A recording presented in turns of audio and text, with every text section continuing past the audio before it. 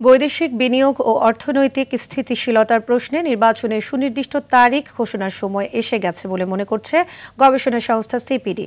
চলতি অর্থবছরের তৃতীয় অন্তর্বর্তীকালীন পর্যালোচনা নিয়ে করা এক প্রেস ব্রিফিংয়ে সাংবাদিকদের প্রশ্নের জবাবে একথা বলেন সংস্থাটির নির্বাহী পরিচালক ডক্টর ফাহমিদা খাতুন।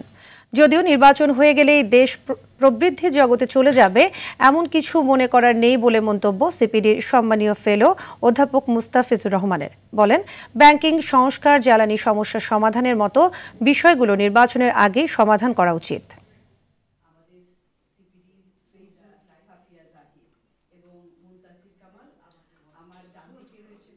যদিও সরকারের পক্ষ থেকে একটা তারিখ মানে একটা দেওয়া হয়েছে, টাইম ফ্রেম, কিন্তু এখন মনে হচ্ছে যে একটা নির্দিষ্ট ডেট দেওয়াটা একটা যুক্তিযুক্ত হবে। নির্বাচন একটা হয়ে গেলেই একেবারে বাংলাদেশ মানে দ্রুত একটা প্রবৃদ্ধির জগতে প্রবেশ করবে, সেটা কিন্তু আমাদের মেসেজটা কিন্তু সেটা না। আমরা যেটা বলছি সেটা হলো যে অনেক কিছু এখন আছে যেগুলো আমাদেরকে করতে হবে। আমাদের বিনিয়োগ হবে না তার কারণ হলো যে নির্বাচন না হওয়া পর্যন্ত তো এটা মানে আর করা যাবে না, সেটা কিন্তু না।